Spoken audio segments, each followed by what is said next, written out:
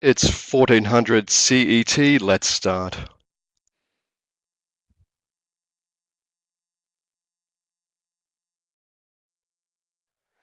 Hello from the Deutsche Welle Academy in Berlin, and thank you for joining today's live session in our Digital Safety for Journalists series. My name is Guy Deegan, and I'm your host for this workshop. Today, it's all about mobile phones. Every journalist has one, and maybe you might have 2 or 3 mobile devices. But in this live session, we'll be taking a close look at the functions and features of our mobile phones that we need to be aware of for our digital safety. And to talk to us about that is Dan O Clunaigh from the Tactical Technology Collective, an NGO that is dedicated to the use of information for activism and also promotes digital security. And you can find them online at tacticaltech.org. Dan, hi, welcome. Thank you very much for joining us at the DW Academy.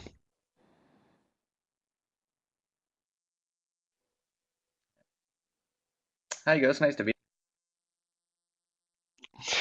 Okay, it's good to see that the training room is starting to fill up, especially on a Friday afternoon. But before we begin our talk with Dan, for those of you who might be new to the training room that we use, let me just point out an important feature of the Adobe Connect training room. You'll see underneath the video window that we have a chat box, a chat room. And that's where you can post your suggestions and your comments. And you'll see that our DW Academy colleagues, Stefan and Thomas, will also be active on the chat room. So please help each other out there, get to know each other, and we appreciate your participation through the chat room. Don't forget, we are also on Twitter, and our Twitter handle is at DW_Academy, and the workshop hashtag is DigiSafe. So if you're following the conversation on Twitter, please use the DigiSafe hashtag. We have up to 1 hour for this workshop, and the format for today's session is straightforward. Dan is going to set the scene for us by introducing us to the sort of data and information our phones broadcast or leak, and point us to some tools that we can use to minimize risks to our digital safety. And in between, of course, we can take your questions where possible. So let's start by meeting our guest, Dan O Clunaigh. Dan, mobile phones are incredibly useful, especially for journalists. All journalists that I know have one. How many do you have?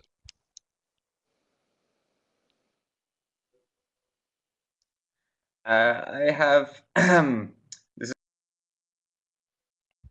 is a little bit embarrassing. I've got 3 in front of me, and another one that I've kind of lost this morning somewhere in my bedroom. But yeah, I've got at least 4 mobile devices. 4. Okay, good. Good to hear. I hope they're all keeping you safe. Modern smartphones are full of features and applications that particularly journalists want to use to make their work easier. But there is a downside, and we do place a lot of trust in our mobile phones. If we just put ourselves in the shoes of a typical mobile phone user, can you give us just an overview of what is happening to our data every time we use our mobile phone?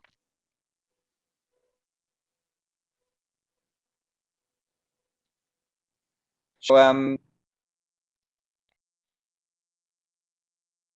basically, mobile phones, be it smartphones with mobile telephony, which are just necessary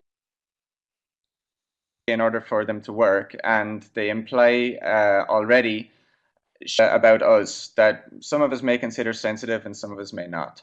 So I mean, if you take just a very basic phone like which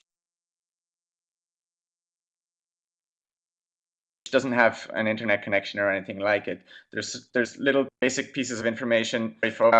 First of all, it's got a SIM card.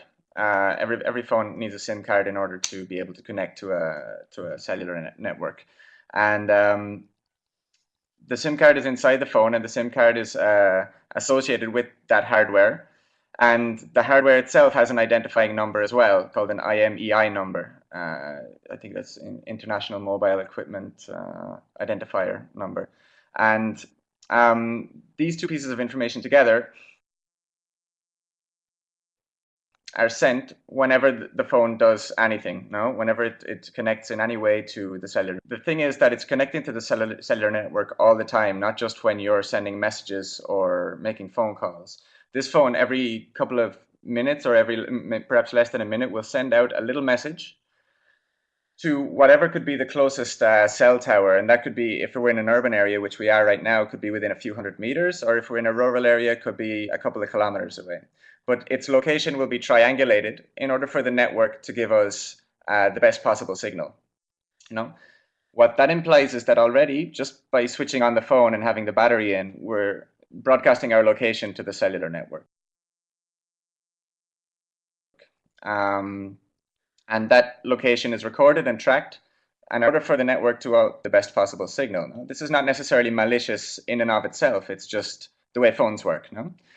So this kind of information is just there by default. There's nothing really we can do about it. You can stop it by just taking out the battery of the phone or not bringing it with you, for example. No, but that's just part of how phones work. Then on top of that, you have the information that we know, and I guess that's when you take into account the messages that you send. For example, we send text messages all the time, even if we don't have a smartphone, especially. And they're sent a little bit like sending postcards through the mail system. They're in plain text, and they can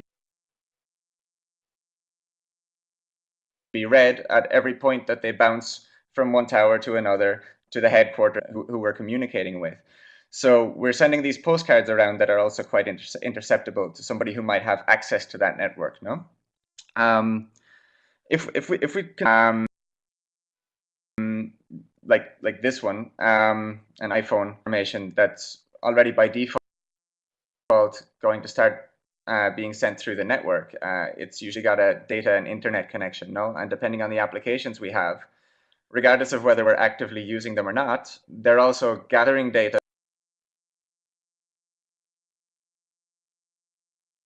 Works.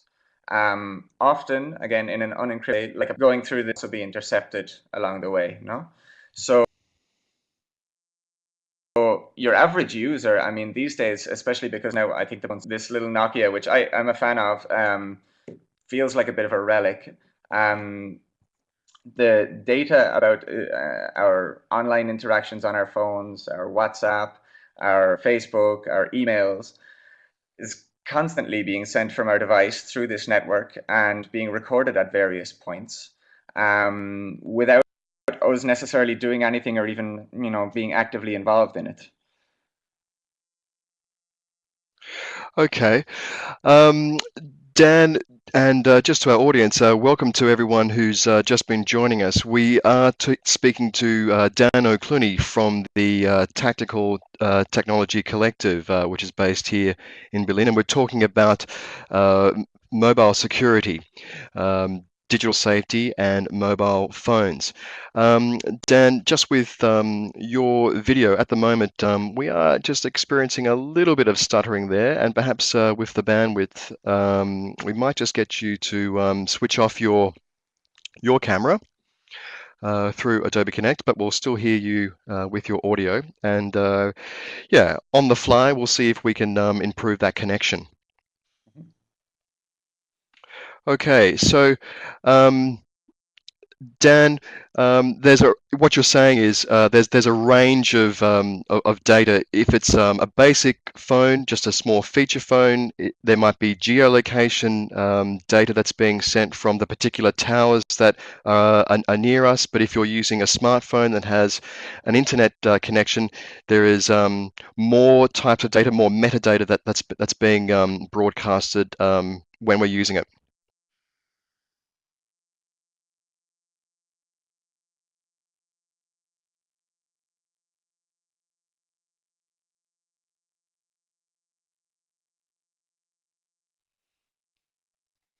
Dan, are you still with us?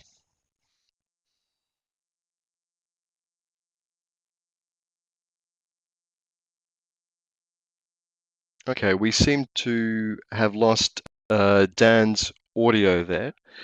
We'll try and re-establish the connection with him. But look, we are very happy to have more people in the room. We've got a question there from Stefan, our editor. If you can see in the chat room there, he's asking us what kind of mobile devices we're using. I'm a bit like Dan. I've got 2 or 3 mobile devices that I'll be using. Typically, it's an older Nokia smartphone and also an iPhone. My Nokia phone, I call it my Africa phone, if you like. I find that seems to work in almost every country that I might visit for doing work. And it is a smartphone. It's an old N82, but I find it very practical as a camera phone, reading mails, but good as a second phone when I'm on the road. But I also use an iPhone, and particularly, I think today, I hope we can hear from Dan about cross-platform solutions for both iPhones and Androids. Okay, we've got a number of people who are saying they're using iPhones as well. Some of you might also have seen on the wires yesterday the Yotta phone, an Android phone that's going to be coming out from Russia. That looks like quite an interesting device too, that has a electronic reader on one side, and on the other side it has a normal video screen. Okay, I'm hearing some audio now coming through my headphones. Do we have a connection back with Dan? Hello. Okay, Dan, good to hear you back. Nice to be back. All right. Okay. So nobody panic. Keep calm. Let's carry on. It's great doing live training. All right, Dan, just before we lost you, I had put that question to you, and it's possibly just as a quick recap for those people who have just joined us, a basic, I call them a green screen Nokia. That could just be setting out your location from the towers that you might be in the vicinity. But if you've got a smartphone that has a data connection through the mobile network to the internet, you're passing on much more metadata. Is that right? Sure. A normal sort of featureless phone, no, like a basic Nokia or whatever, is by its nature sending out, in order to function correctly, your location information, and also perhaps, it's that location information can be related to your identity as a person. For example, if you had to use your ID to buy your SIM card, then it's traceable to you as an individual. And even if you change your SIM card in the same phone, the phone is also has a unique identifier. So just something as simple as one of those phones can be a tracking device as such, no? Then also the text messages that you send and the phone calls that you make are, if they're encrypted, they're very weakly encrypted. It's quite open. It's a bit similar to sending a postcard. Then a smartphone is a different animal. I mean, I think it's easier to think of smartphones as being computers with telephony, no? So they have these same vulnerabilities, but a whole lot more. Now, all the vulnerabilities that we would have heard of during the week that are associated with communicating on the internet, and storing information, like sensitive information. So a smartphone, depending on the applications you have, will constantly be communicating. On the one hand, could be your GPS, could be your private messages on Facebook, your WhatsApp, if people are using that still, or any of a number of other things. These applications themselves collect data about your use of the phone and also send that across the internet or across the mobile network in order to be recorded and stored, and in order later to, give you advertisements or whatever. So smartphones by their nature are designed for sharing information, never for protecting information. That's just not, it wasn't what they were thinking about when they were designed, and they're wonderful tools for sharing information, and like you've asserted, extremely important in the context of journalism.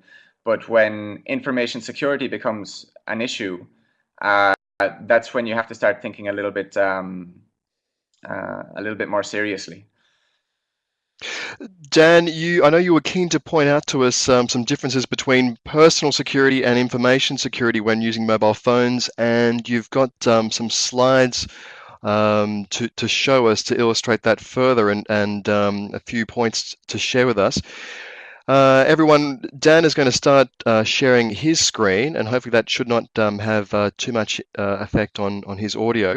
You'll notice that on your screens there, you'll see you can press full screen, and that can enlarge the screen that Dan is sharing. And when you toggle that or press that again, it will bring it back to the smaller screen, and you can also see the video. So Dan, over to you now, and you're going to be taking us through a set of slides talking about personal security and information security. So over to you.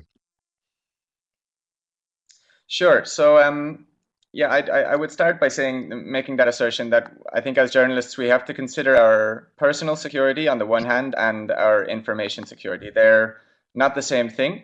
Your personal security is yours, and that's really something that you talk to yourself and also talk to your organizations, your communities, and so on about what security actually means to you. I think journalism is inherently a risky work, and it's often very difficult to mitigate the risk. It's just kind of an inherent part of it. But information security is a little bit less subjective. It's a little bit more objective. It's more scientific. They're not the same thing, but there's definitely a relationship between them, and that relationship is complicated and will depend largely on who you are and what you do. No, so I think that there's steps that everyone should go through to sort of start just mapping out a little bit the terrain around them in terms of their work and the information that they manage and the people who they work with, and the kind of responsibility that they have to them. Like in the case of journalists, we talk about sources, no?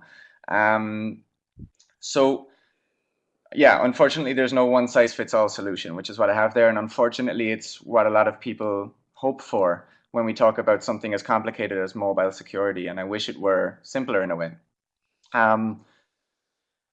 A key concept that I think it's good for people to take with them is that of risk analysis. That's to say, if we're going to start thinking about how to use mobile phones in a more secure way, the first thing we have to do is understand the architecture of mobile telephony and how we interact with it. And we briefly I just spoke about that, no? Like the sort of inherent information that is part of mobile telephony, that's your information that is shared, and we have to consider that some of this we can change and some of it we can't change. And the aspects of it that we can't change, we have to think about how to work with them. The next step would be identifying the threats, and that again varies hugely depending on the context. Some people are very worried about mass surveillance by government agencies and so on of our mobile metadata. Other people are much more concerned about wiretapping of phones and targeted surveillance. And for some people, maybe the biggest threat to your mobile security is that your phone could just be stolen. So you have to think about that in your own shoes. What are the threats to your to your data on your mobile? What are your threats to yourself? And how likely are these to happen, and what's their impact? This will help you to kind of prioritize the most relevant threats to you. Once you know what you're up against or what you feel you're up against, then it's a question of taking steps. And there's a number of steps we can take, some of which are technical. And unfortunately, with mobiles and especially smartphones, we're quite challenged on the technical front. And as a result, a lot of the steps we have to take are behavioral in nature. That's to say that it's just how we interact with the phone. The vulnerabilities are there, and we just have to we just have to find ways of being creative with it in order to stay safe. This is it very much seems also. Sorry to interrupt you there, Dan. It also very much seems that having that personal discipline and maybe varying your practices according to where you're traveling to, or maybe what story you're working on, it runs very much against the grain of what the big technology companies and mobile phone companies want us to do with the phones, which is very much share everything we do or experience through a mobile phone. Take a photo here, share it with our social media networks, um, upload it to the cloud, things like that. Sure. I mean,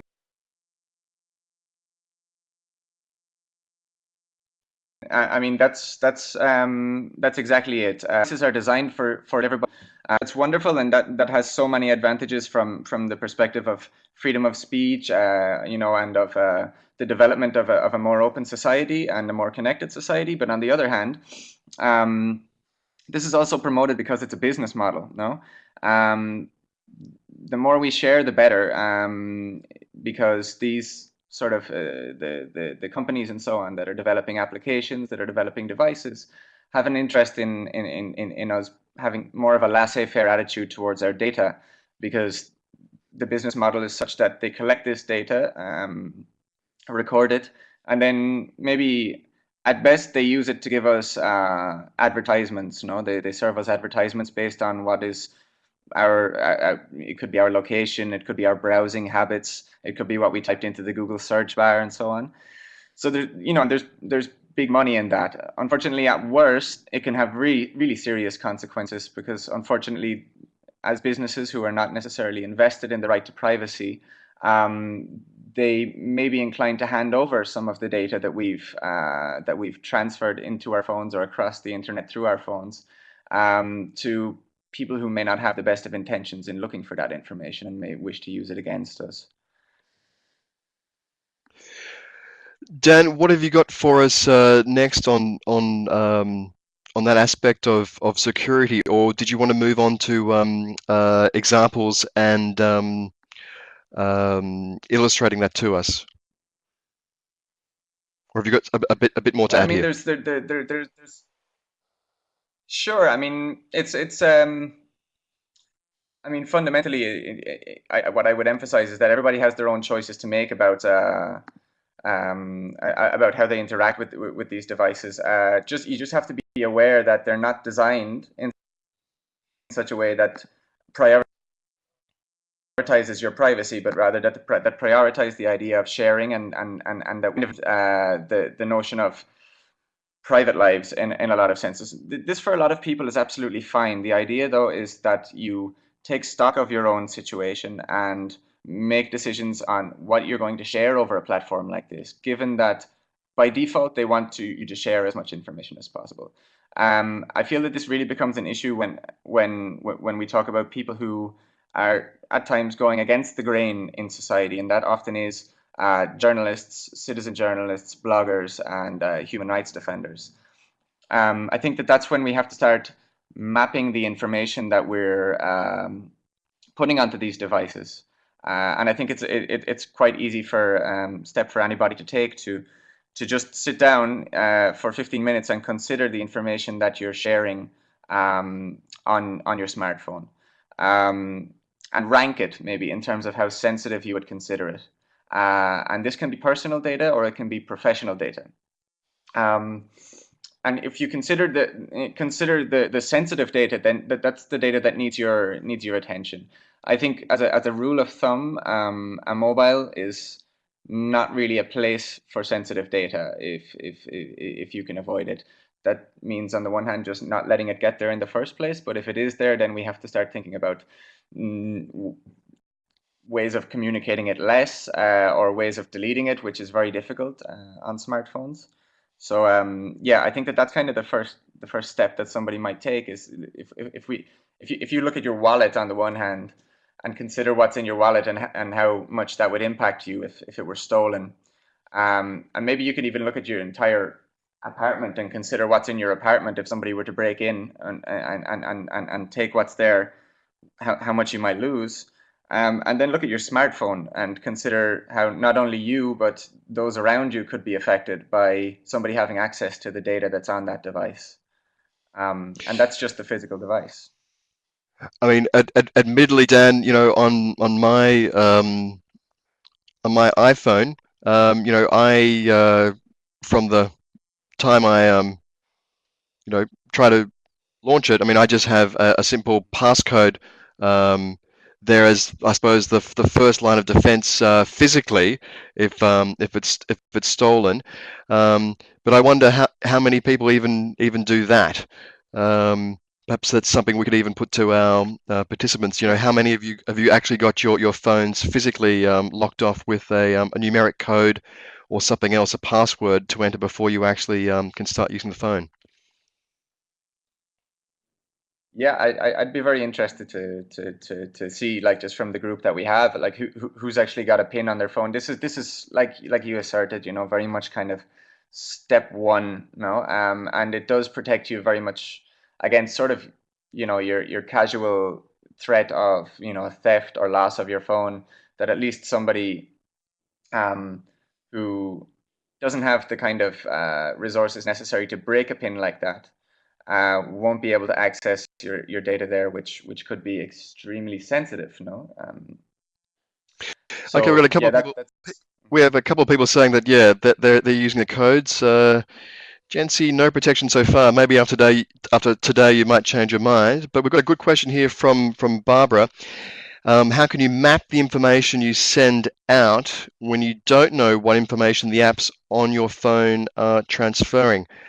I'm wondering, Dan, if that sort of can tie in nicely to one of the visualizations that you've got for us about how this data can be mapped. I think you have an example from Die Zeit. sure. Yeah, so it is very difficult to map the information that that your apps on your smartphone share.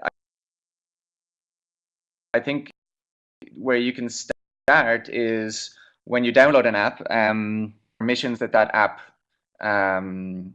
asks for, when you know, the permissions that app needs in order to function, and it's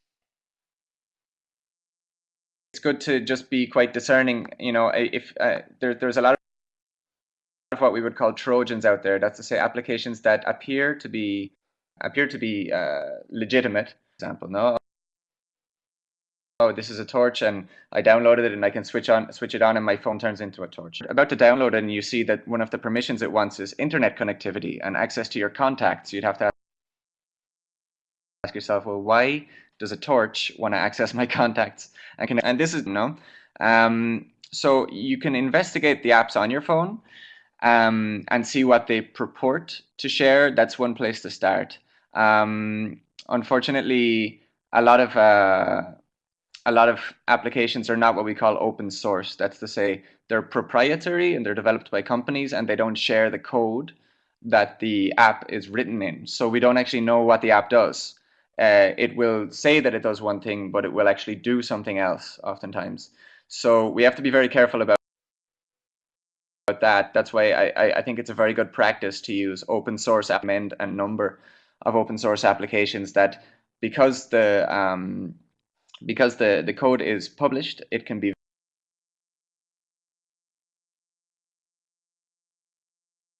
verified by third parties that the application actually to follow. This is an interesting visualization which I really love to show people. I hope people see it. Dan, I just There's a might German ask you just to politician from repeat. the Green Party who Just hang on a second. Dan, I might just ask you to just repeat the last couple of sentences there because we just had a slight sure. hiccup with the audio.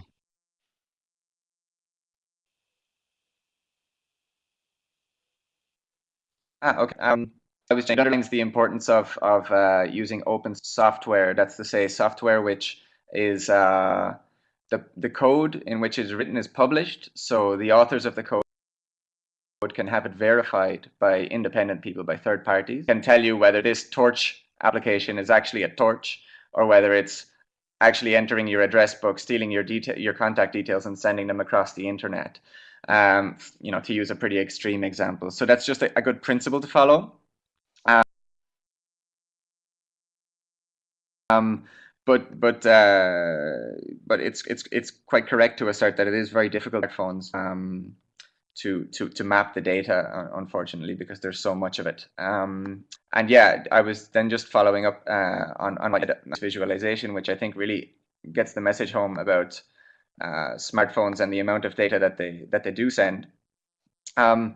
which is unfortunately the practice is for it to be recorded, no? And there was a German politician who demanded that his mobile operator hand over 6 months, only 6 months of the data that they had collected about his use of his device.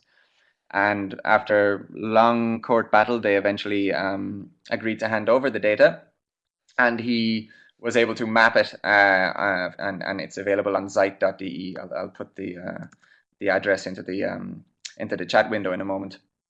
But yeah, so this actually shows, if we can actually speed it up a little bit, this shows this gentleman's movements throughout Germany.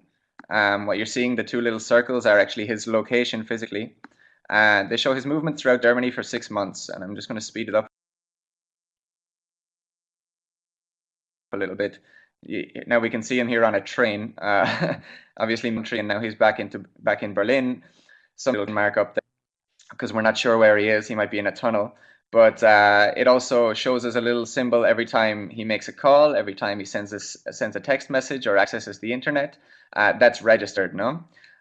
These sort of red areas that we can see here, it's basically the radius, the connection of the phone to the nearest tower.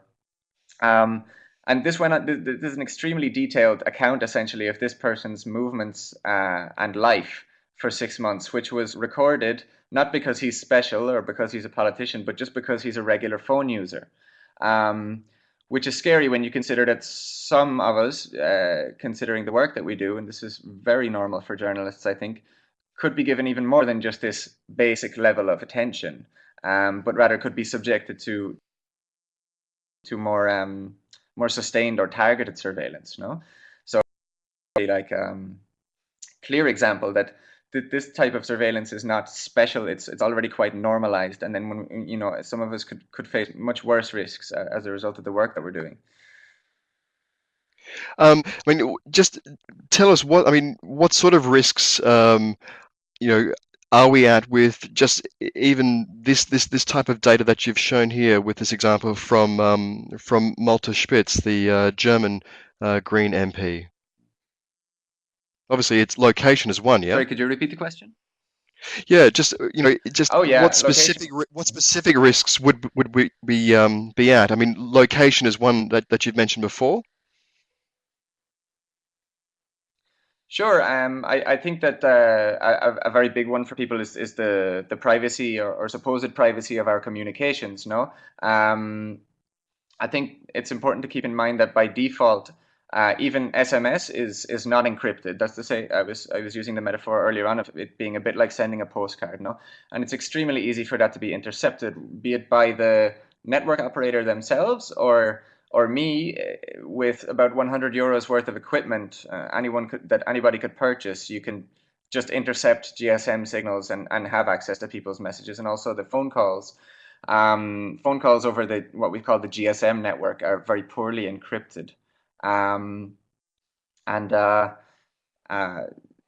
it's quite easy to exploit vulnerabilities in that. So on the one hand, you've got your communications, which are quite vulnerable, no? And then there's our activities on the internet, some of which are very personal, no? I mean, there's people often type things into the Google search bar that they wouldn't tell their best friend or their spouse, no? And there's the whole browsing, and then there's our use of social networks, which is also supposedly private often, but is actually quite public in a sense. It's quite easy for that internet for that information to be accessed.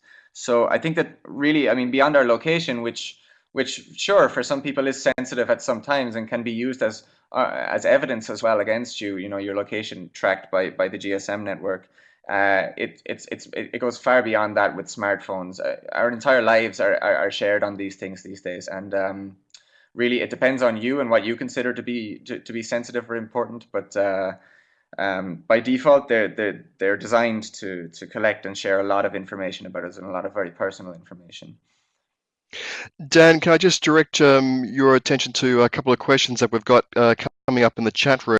We have one from Christian wanting to know the best way to use and the best safety mode. It says my mobile devices during an emergency or disaster, especially for journalism. And we have another one from Barbara asking, would you advise really narrowing down the amount of apps that you use on your phone? Have you got some thoughts for us on both of those questions, please? Sure. Well, I mean, Christian, that's a really excellent question, and this is actually very useful in reminding us as well that it's not all doom and gloom when it comes to mobiles. And of course, the distinction between information security and mobile security and personal security. During an emergency or disaster, a mobile is often a fantastic capacity and can keep us very safe. No, at their most basic level, they can be used to alert our safety networks, our friends, our families, and so on, to action on our behalf, if the danger is to us. Or obviously, we can use them to help other people.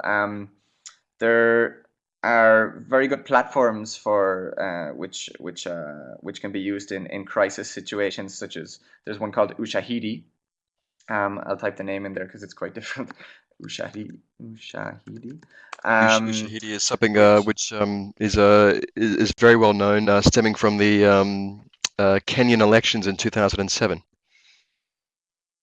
Sure, and it's been used around the world to map disasters and to help in rescue efforts during disasters and so on. And I think it's a fantastic platform. There's also particularly from a journalistic perspective, there's an app called Storymaker, which is quite new, and it has everything from lessons in journalism for citizen journalists to a whole digital security curriculum in there, and is designed with security in mind, which is quite special for a mobile phone app, no? But everything that you record and share, they try and route it through the Tor network, which is a circumvention network, so it gives a layer of anonymity to what you share using this application, and so they're two of very many examples of ways in which mobiles can be used for journalism in disaster situations. But I mean, the uses can be endless. I think what's very important is just to remember the nature of the architecture of the system, and the way that, okay, perhaps you're using your phone in an emergency and it's going to be extremely useful now to alert your network, but it may be the case that your calls are tapped or recorded or whatever. No, so it's just being aware of what to share and what not to share is also very important. It's about exercising prudence and sort of behavior based approaches to it. The second question was from Barbara, and it was about, oh yeah, well, is the advice basically to narrow down the amount of apps? And I wonder, I wouldn't personally consider it a question of quantity. It's about the type of apps that you download. Sure, if you're using a lot of social networking apps, if you've got WhatsApp and Facebook and Twitter and Gmail and so on and so forth, then the size of your data shadow, so to speak, would increase exponentially, because they're apps that are designed exactly for this purpose, to gather and share information, both information that you want to share and information that you may not want to. But I would prefer to think of it in terms of quality of applications. I think that if you try to download applications from privacy-aware developers, and applications which are open source, that's to say that they're at least the code in which they're written is at least shared, and they can be verified in terms of what they say that they do, then you can have as many as you want. Unfortunately, there's not enough apps these days that are being built that way. But in principle, it's not so much the number as the type, I would say. Dan, just maybe as a follow-up there to Barbara's question, and your response there about apps. I mean, this might just be something very basic, but I know how on my iPhone to turn off an app. So say if I'm using the Facebook or Twitter app, I can turn that off. But does that actually, if the app is actually off, does that mean that the app is definitely not leaking data? No, it doesn't mean that it's definitely not leaking data, I'd say. I think it varies from app to app, and I'm sure, I think most apps that are developed by big companies will have it written somewhere, know what the actual the actions that the app performs on your phone. But my suspicion would be that even if it's off, it's still recording data. In a lot of cases, in an alarming amount of cases. Yeah. It it being off just means that you can't access the interface until you log in again. Okay. But it's like the iPhone in general. If you switch it off, it's not actually off. It just means that, again, that you're not able to use it.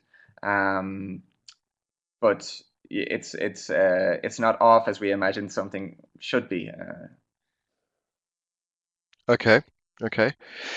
Um, we have, well, we can maybe just take this question very quickly here.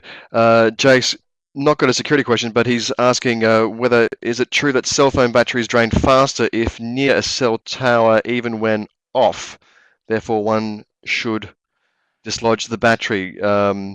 I'm not sure if that's sort of in your area of expertise there with mobiles, Dan. The closest thing I could give to an answer is that, well, yeah, indeed, even your very basic Nokia phone, when you switch it off, is still communicating to cell towers, and that does require energy. I don't know if the distance of the cell tower has very much to do with it, because regardless, it's going to send a signal and receive a signal.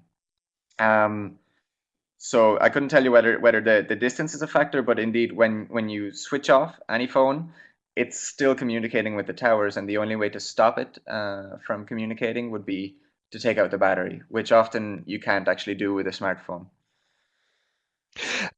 Dan, do you have any concrete examples that you've come across in training activists or training citizen journalists and journalists where you've seen, straight away the way they've set up and the way they're using the phones have put those people at risks, and maybe you've got some examples to share with us?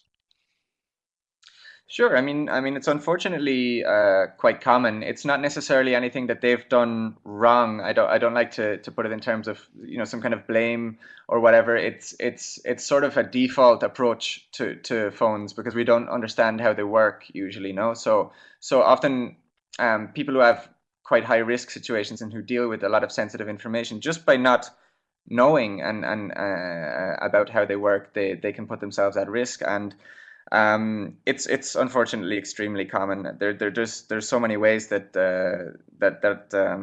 it can be exploited. Um, Often it's just the basics. People's phones can be listened to from a distance. No, that's quite common in cases of people who are under surveillance, either by authorities or by non-state actors. Um, you would have absolutely no idea, no, that somebody can set up their own little cell tower, which costs less than $100, and can just be outside your office listening to your calls. Uh, in other cases, it's done in slightly more complicated ways, and in other cases, it's more political. No, it's more about the relationship between, for example, the state and the service provider. And I've seen a lot of cases where states have asked service providers to place people under surveillance and record their calls, and this has come out through sort of the grapevine. And some activists that I work with have told me that, yeah, well, we know somebody who's working in the Ministry of the Interior, and he knows, and he told us that they've contacted the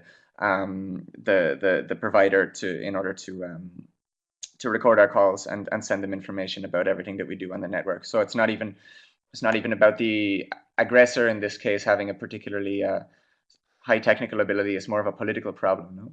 And of course, there's any number of legal situations that have developed that are more public, no, that are about people's use of social networks on their phones, um, being used against them in legal cases, no, and also tying it to their location, no. So you were tweeting this when you were at this location, which is where this protest happened on that day. So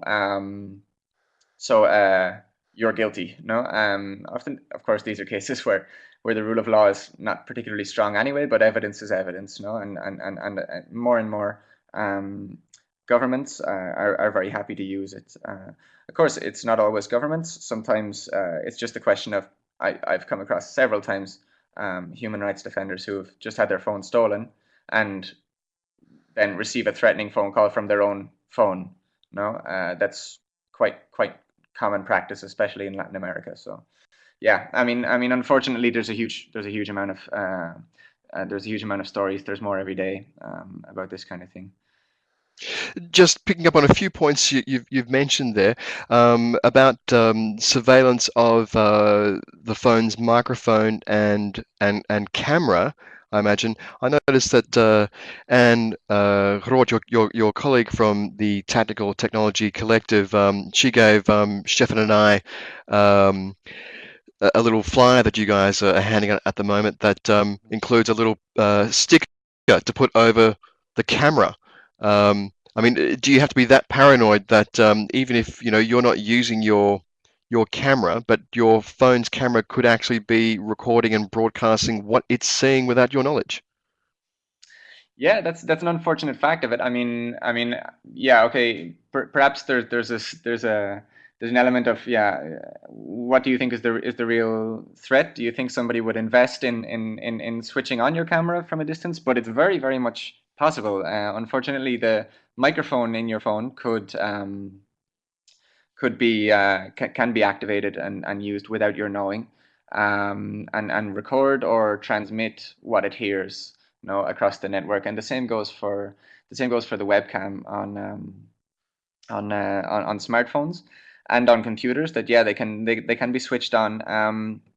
With smartphones, a big problem is that the operating systems, such as the iOS or system, often can facilitate remote access to your device. No, it's not like the operating system on your computer where you're usually the administrator and you have total control over it. On smartphones, the default tends for you not to have administrator privileges, but the company could still, or your provider could still, through their firmware, access the hardware of the device. And yeah, I mean, switch on a camera, switch on a microphone. It wouldn't be difficult for them. Yeah. Dan, where can we find information to help us? I guess, as you said at the beginning of the workshop, analyze the risks and then take specific actions to minimize the risk to us with whatever we're using or however we're using our mobile phones. Yeah, thankfully that there is a movement out there which is towards people trying to kind of spread awareness about how mobiles work, and especially since this summer there's been a lot of reaction, no, to this issue of surveillance, and now there are more and more resources out there. So I think that there are some basic good practices that people can have in mind, which in most circumstances would be a good idea. No, so that's to say, if you don't want your location to be known, it's good to just switch off your phone, take out the battery, or perhaps more basically, just leave it behind you. If you're going to a sensitive meeting, if you're meeting a source, and so on, just before you even start traveling, just leave the phone behind or take out the battery and switch off the phone. If it's a smartphone, probably better not to even have it on your person. Again, for the threat of theft, it's for casual theft, it's just always good to have a PIN on your phone. And if you've got certain makes of smartphones, if you've got Android 4.0 or above, you should be able to actually encrypt your phone, and that means putting in a password every time that you switch it on, and until such time as you've put in the password, the data on the phone is actually encrypted and can't be accessed. So that's one very good feature of Android 4. It's good to physically mark if perhaps the different parts of your phone, so your SIM card, your battery, and so on. If you want to put some kind of small physical mark on it, like with a pen or with a UV marker, then that's one way of for you to verify that it hasn't been tampered with, for example, or replaced. That's something else you could do. As regards communication being quite open, one thing that a lot of people do, and it's quite useful, is in the absence of real encryption, technical encryption, you can have social encryption. That's to say, invent a code system that changes from time to time, no, as well. So people who are listening just might not be able to might not know what you're talking about, and you can also use these vulnerabilities to spread misinformation, which may also be useful. And I've seen it done to great effect in the past. Um, I think it's if you're interacting with phone repair stores, it's just good to have one that you trust, if that's possible, and not to give them your SIM card. Always remove the SIM card when you're handing over your phone. Is that And because just as a the SIM card data can be easily copied? very much so, yeah. I mean, it's yeah, it's there in plain text. It's not encrypted, so it's very easy to do that. Or it could be replaced by another SIM that has a that's somehow compromised. Another I think just good rule of thumb is before we even get to technical things is just if you don't need a certain type of information on your phone, just don't put it there. No, if you don't need to take a picture of this event, if you don't need to have this contact's real name in your address book, just don't even record it in the first place. I think that's useful. Um, then on the technical side, thankfully there are organizations that are working on really cool projects that can offer us a layer of security with our use of smartphones in particular. There's a very good organization called the Guardian Project who have developed a number of applications um, for Android phones. Predominantly, there are a couple of applications that are also for iPhone at this point as well.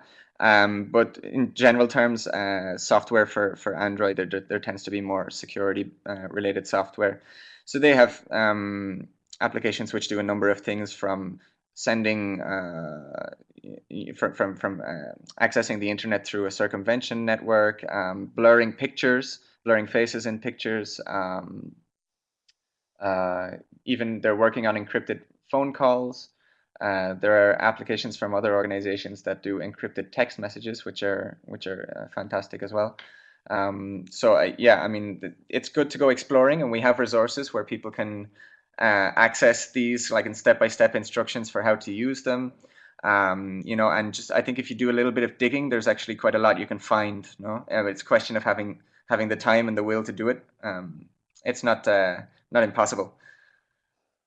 Okay, so some interesting points to raise there from the Guardian project, which Stefan has put the link there on the chat room. Is talking about metadata, particularly in photographs taken with phones, camera phones. Is I mean, the phone is actually, putting in a lot of information. There's the location, there's the make of the phone, there's the date, those sorts of things. Are you able to actually strip that data from an image in the phone before you, say, send it out via Twitter or via Facebook? So I believe I'd have to see the latest version of it, but there's an application from the Guardian project called ObscuraCam. Okay.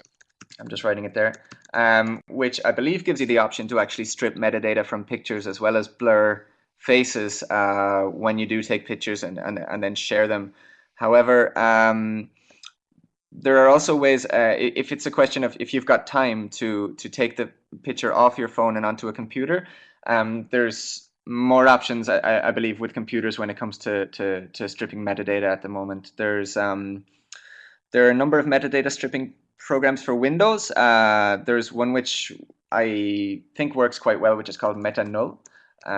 It's very simple in its operation and can strip a lot of metadata from that. And there's an even better one which works on a lot of different types of files, not just pictures, but also PDFs and Word documents and so on, which is called the Metadata Anonymization Toolkit.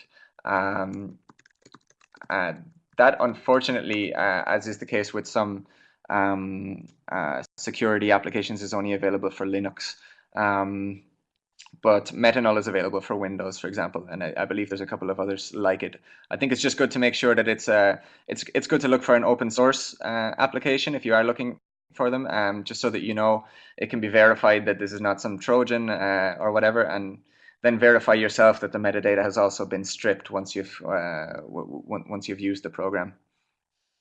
I know that for some journalists who might be in our chat room, you might be thinking, well, hang on, also metadata is a useful way for us to verify images or verify video that we obtain from users, user-generated content, because we are able to get so many different types of sources that we must have some way of verifying either the location or the time.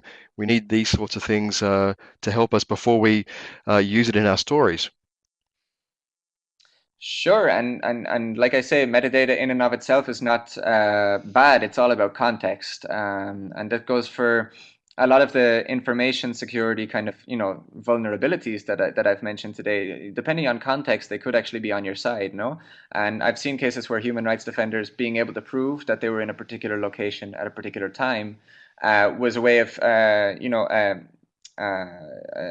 way of proving their innocence, no, in cases against them. And so, and it could be exactly the same for metadata. So I think that it's good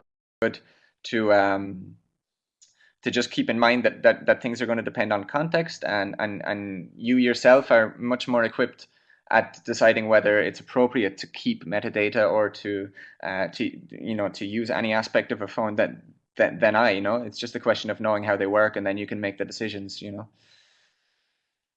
Um, are there particularly worrisome are some apps just worse than others for giving away data unnecessarily to the function of the app and the phone? Yeah, well, I know that Anna was picking on WhatsApp, and I would add my voice to the chorus a little bit. I mean, Hmm. just because perhaps it's a reaction to how widespread it is, and that's a part of why we talk about it a bit. I was working with LGBTI activists in West Africa recently, and I found that everybody in the training was was on WhatsApp, and that was how they were communicating among themselves. Hmm. No, and again, it's just a question of awareness that for a start, all the content that you put onto that network is owned by that network and can be published by them, including the pictures that you put there. No, so you could easily find a picture of yourself on a billboard one day that they have sold to an advertising company, um, you know, uh, because you just thought, well, I'm just sending a message, I'm just sending a picture, and unfortunately, the nature of that and a lot of very similar apps is that they're content generators for these companies, and they'd have no reason not to use that content to make them money. And uh, like I say, with certain groups, and I think a lot of journalists could consider themselves such a group, is we're talking about very serious information that could put you at risk. No, so I tend to be very suspicious of these messaging apps in particular, that I think are generally kind of they wouldn't have much scruples from an information security perspective, and for people who value our privacy and the privacy of our communications, I really couldn't recommend them. We've got just a couple of minutes left in the workshop. If you've got any questions for Dan, please post them on the chat room so we can squeeze it in before the end of the session. Maybe while people are thinking up of a question, Dan, the Tactical Technology Collective has also got its very well-known Security in a Box. There's a whole lot of resources there. Yeah, and I think that this is maybe if people are curious about learning more, it's a good place to start.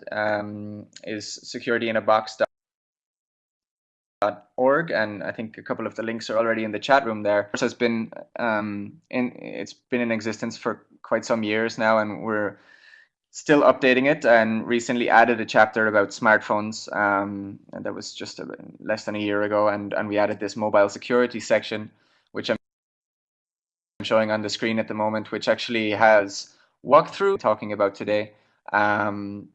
which start with, basic things like how to manage passwords if you're using a lot of passwords and generate new passwords, all the way up to email encryption and encrypted chat and so on and so forth. So a lot of the apps that we recommend are incidentally developed by the Guardian project, who we work with on occasion. And yeah, I think it would be good if if people just have a dive in there and don't be afraid of experimenting with your phone and trying out new apps and trying out new safer ways of communicating. It's not always easy to be secure, unfortunately. But it's certainly worthwhile, I think, especially for journalists. And of course, we're always contactable and reachable if people want to go deeper. We give trainings and very happy to give advice as well. Dan, maybe just as a final question to you, do you see that journalists and others, activists, are now just becoming much more aware of their digital safety and being much more aware with mobile phones, what risks there are, and just being much more savvy and smarter in the way they use them? Yes. I think fundamentally the awareness is there now. I found a lot of activists were already had their suspicions and already tended to be on homegrown for this kind of thing. And I have noticed, recently that people are much more turned on to it, and I think that that's fantastic. I think the next step is for all of our devices, because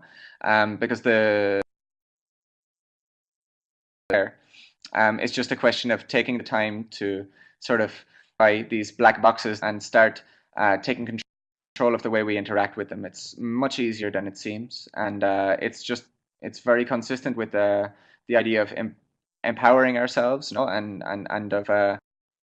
of being responsible journalists and responsible activists. Okay, Dan, just your last couple of comments there were a little bit obscured with the audio, but I think what you were saying that with mobile devices, it is important to stay on top of other changes to things like permissions, changes in the way they're operating, and to be much more up to speed with what they are doing and how you are using them. Sure, and exploring strategies and exploring softwares that you can use to take control of your data again, and to take control of your communications, because it's more than it seems, I think, Okay, look, how about we just take in one final last question there, if Dan's audio will hang out there. We've got a question from Joe. Is it necessary to reformat the smartphone to make sure that apps you once downloaded are not using your data anymore? I guess that's one extreme way of doing it. I think that if you remove an app in general, it's probably gone to the extent that it's probably not using your data anymore, unless it were some kind of virus, which is possible. If you feel like you got a virus, then yeah, maybe reformat, do a backup first, and then reformat, so you don't lose your data. But in general, I think if you remove an app, it's probably gone. Okay. And on that, Dan O Clunaigh from the Technical Technology Collective, thank you very much for participating in our live session.